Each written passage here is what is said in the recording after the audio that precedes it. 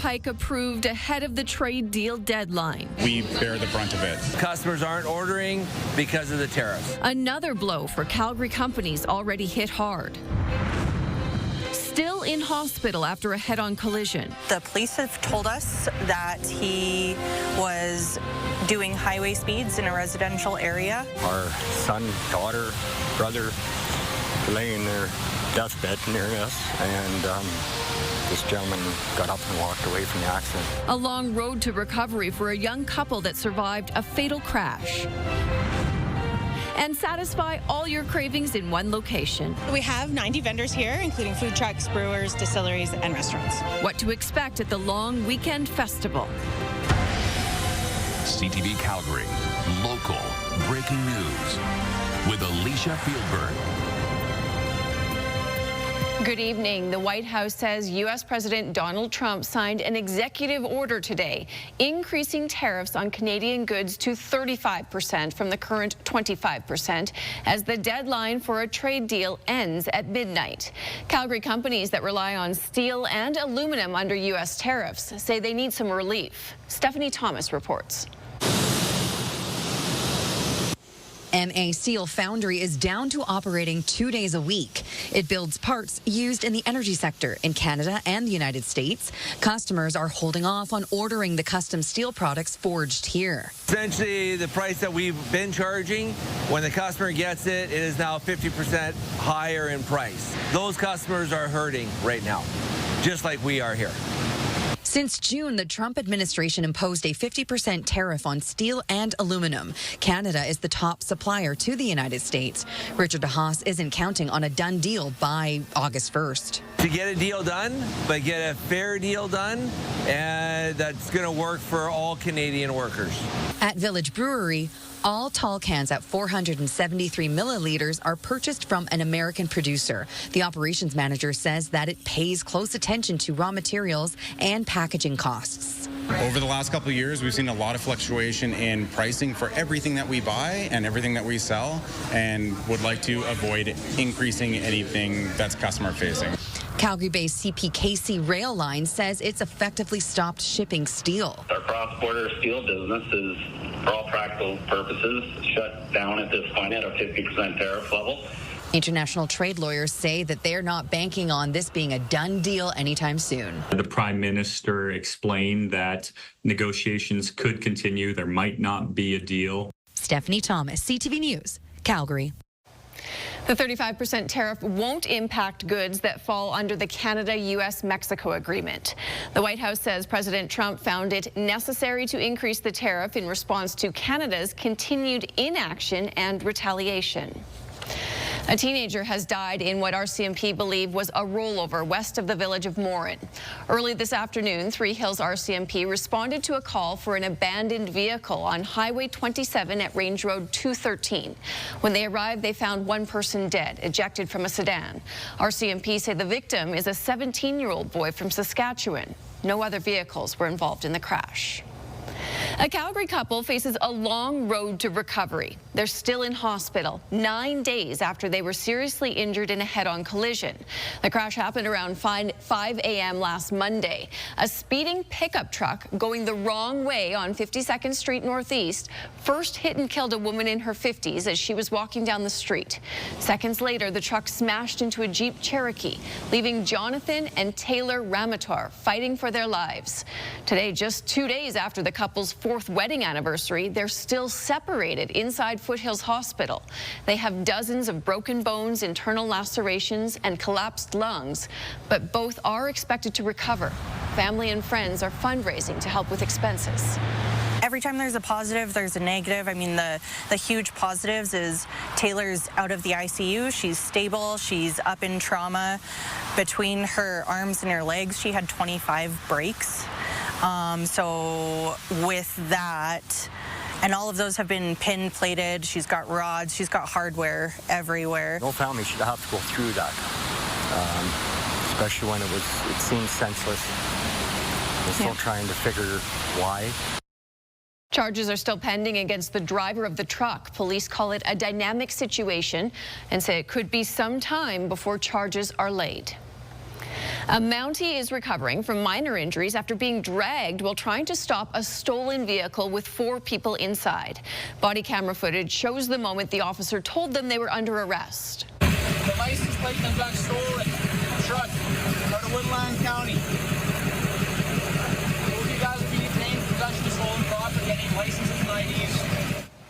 The driver then put the truck in reverse and the officer jumped inside to avoid being struck by the open door. He got the truck out of gear and removed the keys, then the truck coasted backward into a tree. The driver then grabs something from between the front seats and gets out of the truck. He has a gun! Oh, what was that? I have nothing. Show me your hands. We take lots of steps to mitigate the risk, but ultimately you can't necessarily anticipate every single risk. So there's always still lots of times when officers are approaching unknown situations by themselves. The officer later determined that it was a sawed-off shotgun. He also found meth, fentanyl, ammo, and a fake bill of sale for the truck. The incident happened in Gibbons, north of Edmonton. All 4 people are in custody. RCMP began the national rollout of its body-worn cameras in November. Border officers made a huge drug bust at the Coots border crossing this weekend. They seized a duffel bag with 67 kilograms of cocaine inside. On Monday, officers were conducting a secondary inspection of a commercial truck coming into Canada from the U.S. A 49-year-old Edmonton man is charged with a number of offenses, including smuggling. The CBSA says the seizure demonstrates the effectiveness of its detection capabilities. Lethbridge police took an armed man into custody after he barricaded himself inside a building under construction today. Workers say the man walked into the building carrying a knife and climbed a ladder to the rafters. Police used tear gas to get him out. There's no word on charges. Local reaction is pouring in after the Prime Minister's announcement Canada will recognize Palestine as a state this fall. It's a major shift in Canadian foreign policy. While some of Calgary's Jewish and Palestinian communities want to eventually see a 2-state solution, they don't agree on how to get there. Jacqueline Wilson reports. Canada intends to recognize the state of Palestine at the 80th session of the United Nations General Assembly in September. It's welcome news for Calgary Imam Fayez Tilley. We truly appreciate the Canadian government's announcement with respect to recognizing Palestine as a state. However, we shouldn't confuse the fact that Palestinians have the right to exist, to protect themselves. This is about survival and self-determination. Prime Minister Carney said Wednesday he's spoken to the president of the Palestinian Authority and says they are committed to reforms, including holding general elections next year. Hamas, which Canada considers a terrorist organization, is to play no part. But some of Carney's conditions worry Riyad Abu Salim. When we looked at the details, it was conditioned to we will recognize if Israel doesn't agree to a ceasefire, and that's a concern for us. You know, the suffering of the people of Gaza should not be put as a condition for the Israeli government as almost a punishment to recognize Palestine as a state. There's also concern in some corners of the Jewish community about the involvement of the Palestinian Authority. We do strongly oppose the decision to move forward with the PA being an express part of this recognition. The reason being is that the PA, the Palestinian Authority under Mahmoud Abbas, has shown a history of repeatedly undermining peace, suppressing its own people, and has broken every meaningful promise of reform. The federal Conservatives have long supported a 2-state solution, but say recognizing statehood now legitimizes terrorism after the October 7th attacks. The NDP call it a welcome step forward, with the former leader weighing in. This is an open debate here in Canada. People come down on different sides of this. It's a fraught issue, but it comes at a time, as Carney said correctly, when an entire civilian population is being starved. Jacqueline Wilson, CTV News, Calgary. Canada is the latest Western ally to announce intentions to recognize Palestinian statehood.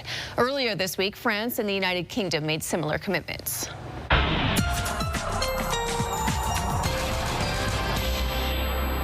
Finally got a couple of sunshiny days, and looks like we're in store for another one. Yes. I would say make the best of it. And the reason I say that is because, yes, much of the day should be mainly sunny. In fact, tomorrow will even be a couple degrees warmer than today, possibly. But by the supper hours, the clouds will increase, and then we get into a chance of late thunderstorm activity. Smaller chance of seeing that in Calgary tomorrow. Most likely what we're looking at is rain overnight tomorrow night in through the weekend. But the weather pattern completely changes for the weekend, and it starts Friday night. I'll be back with more details on that in just a little bit. Thanks, Danielle. It was a lovely evening for the start of Taste of Calgary. You can sample eats from all around the city, all at one location, Lot 6 on 8th Street Southwest. That's where 90 local restaurants, breweries, and food trucks are set up. Admission is free, and you just buy tickets to sample items on the menu. This is food through culture, culture through food. And so they come here to try different things, come with their families and friends and explore different cultures through food, try different drinks and beers, and listen to entertainment and really just enjoy a day out. Oh, I really like the diversity. You know, there's a lot of foods from pretty much every part of the world. So yeah, we're just waiting to be a little bit, have a little bit of time to go and taste ourselves as well, something that the festival has to offer. It's not just food, there's also performers throughout the event. Taste of Calgary runs all long weekend from 11 a.m. until 10 p.m. Well, people are often happy to hear about plans for a new fire hall in their community. But the spot picked for a project in Fernie is a foul move for many in the city.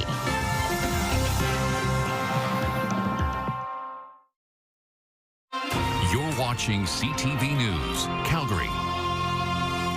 Patients paying membership fees at medical clinics get more thorough care, according to an audit done by the provincial government. The province launched the audit in 2023 following complaints about fees at some medical clinics. The audit reviewed 13 clinics. It found no significant cases of patients paying out of pocket for covered medical treatment. However, patients paying annual fees got longer and more comprehensive appointments than non-members.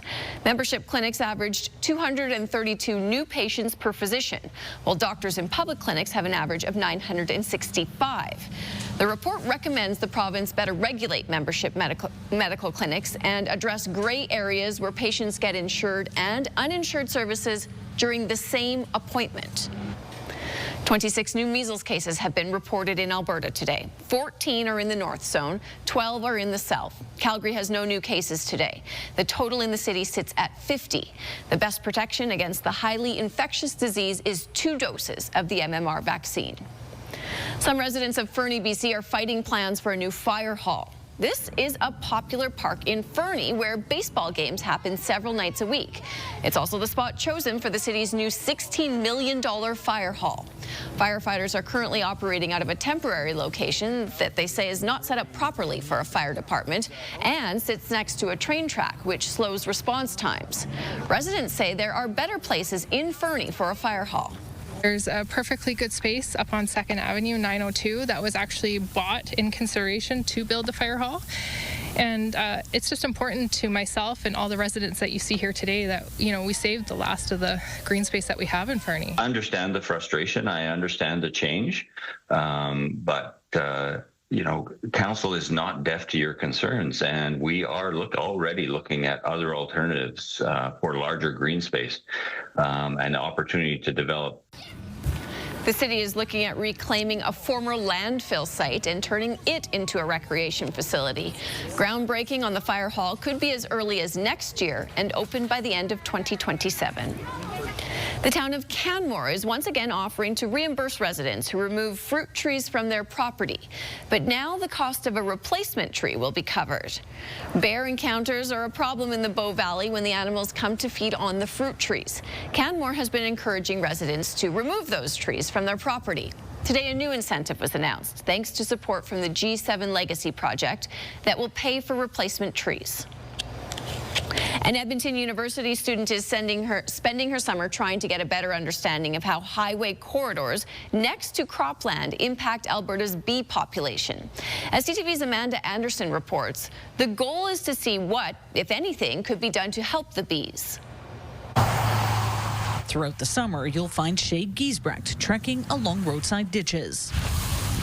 The University of Alberta master's student has 22 traps set up along highways near Edmonton. They had to be highways that were single lane, ranging between 4,000 and 7,000 vehicles per day, as well as next to cropland, both across the highway as well as adjacent to the highway. She's trying to find out the ecological role environments like these have on Alberta bees. How flowers and shelter belts, which are strips of trees next to cropland, possibly impact either negatively or positively native bees. Each site has 2 tent-like traps to capture insects from all directions. So we can see if they're coming across the highway, going to the highway, or traveling along the highway. They'll fly in this way, get caught in here, and for a lot of insects, their instinct is to fly up when they're trapped. So because this leads all the way up here, they get caught into this top bottle, they get exhausted, and then they fall into this propylene glycol. These other traps will also help measure bee numbers and species. She also keeps a close eye on what's growing along these ditches. We will do a floral survey, so we count how many flowers and see what species are here.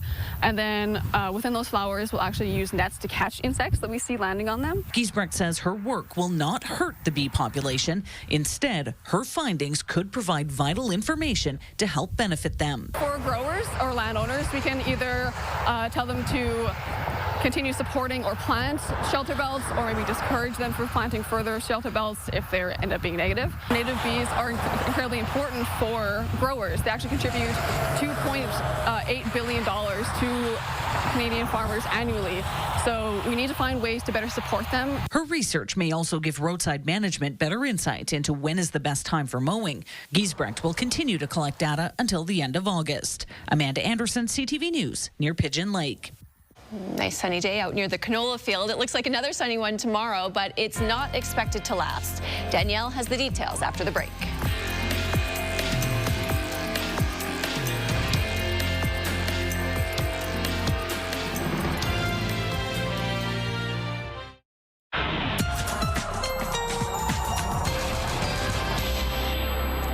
We had the sunshine, some vitamin D, some heat, and in fact, even by tomorrow, we're likely going to be even a couple degrees warmer than what we got out there today. All right, so looking at those mid-20s overall in the west, and then out to the east, lower 20s for Ottawa, Montreal, for example, when they had excessive heat for a number of days and humidities in the 40s. So certainly a lot of heat there, and now that's starting to calm down. We still have a heat warning in place in some places here, and this is the same one that was in place yesterday. Basically, the criteria for this area, anywhere north of Lethbridge and Medicine Hat, for example, the criteria for the heat warning to be issued is 2 consecutive days of at least 29 degrees for a high and an overnight low of at least 14. Really, so there's no relief even at nighttime if you don't have air conditioning. Okay, so Champion, Lowman, Brooks, all the way up through Hannah, Vulcan's included in this, Strathmore. This basically means one more day of heat before things cool down for the weekend. So here's that instability that's been building in throughout the day along the mountains. That will quiet down, and it won't really be able to get enough. We have high pressure dominating, so it won't be able to really track off to the east. But Pincher Creek, Christmas Pass, the potential of seeing showers or thunderstorm activity through the overnight hours. Here's a look at the ridge of high pressure that's in place now, and here's a look at how this pattern deteriorates by the time we get into the weekend. That's going to allow cooler temperatures to roll in and some rainfall once again. Yes. Okay. So when we look at the futurecast for tomorrow, mainly sunny. We're looking at the instability building in once again later in the day. Now we're starting to lose this pattern and this high pressure. So this will maybe make its way a little further to the east. You may even see a little bit in Lethbridge, Calgary later in the day tomorrow. And then the system will start to develop over us over the weekend, and this will deliver on and off rainfall, which will be heavy at times throughout the entire weekend. Okay, so when you look at that longer range forecast, 28 degrees for tomorrow, mainly stable, mainly sunny with some cloudy periods building in later in the day. Small chance of showers late Friday, maybe even some thunderstorm activity, and then on and off rain through the weekend. Saturday picking up 3 to 5 millimeters, Sunday 10. Thanks, Danielle. The Calgary Stampeders are in Ottawa tonight, where they faced the Red Blacks. 23 yards to Jones. Ottawa's going to bring some pressure. Walker gets it away, and he finds Rhymes for a touchdown. The Stamps were on the board first, but by halftime, Ottawa had a significant lead. They maintained control of the game, the Red Blacks winning 31-11. The Stamps have more than a week off before hosting the Winnipeg Blue Bombers next weekend, August 9th. Many people find gardening soothing, but not always social. A Calgary group gets together twice a week during the warm weather to donate their green thumbs to maintain a historic site. Artwork created by a man in Red Deer will be featured at McDonald's locations across the country. Richard C. is one of 17 McDonald's employees chosen as part of the Made at McDonald's campaign. His painting, Quality, will be featured on tray maps and billboards. C has worked at McDonald's for more than 3 decades, but used to work in fine arts in the Philippines before moving to Canada in 2023. I'm very happy because I did not expect this one. When I was in high school, I joined different competition when it comes to art, but I never won any single competition. C has been an artist for close to 40 years and says it doesn't matter how slow you go as long as you don't stop. The gardens at an historic Lougheed house wouldn't be possible without the work of dozens of volunteers. They meet every Tuesday and Thursday during the growing season, caring for the plants and flowers. Kevin Fleming has more. It's a massive garden tucked into a spot near downtown Calgary, sheltered by buildings and mature trees. Jackie Marston has a small garden at home on her balcony, but likes working in a bigger space. Why? It's getting out in the fresh air. It's lovely. Even like in the springtime, the summer and the autumn, you get all the different colors, and it's such a beautiful garden. And I live very close, so that helps too. The Lougheed House has close to 30 volunteers that maintain the plants and flowers. They work 2 days a week, and Jeff Walker says now that the rain has stopped, he and the others have a lot of work to catch up on. Pruning, deadheading, weeding. I'm a bit of a handy guy, so we put up those trellises and put up the signs here, put some of the furniture together. Jane Rexon oversees all the volunteers and has been responsible for designing the gardens for the last 6 seasons. She says none of the plants are originals. But the hollyhocks, which you can see behind me here, those are biennials. They self-seed and pop up in all kinds of different corners of the gardens, and we can be pretty confident that those have been on site ever since the Lougheeds were here in the 1890s and early 1900s. Rexon says this used to be a private family garden in the late 1800s, but is now a public green space that visitors enjoy. We know that the work is appreciated and really valued, especially for the folks that live, kind of right within the area and treat this as their backyard. Mariana Arrojo de Castro and her dog Sky are regulars in the park who can't get enough of the flowers. I love to come here with my dog, and I just let her sit here on the grass, and I admire the flowers. Many of the volunteers say they're proud of the work they do to make their community a better place. Kevin Fleming, CTV News, Calgary. And the Lougheed House is actually hosting a gardening event later this month, next month. You can check out the details on our website. Thanks for staying up late with us.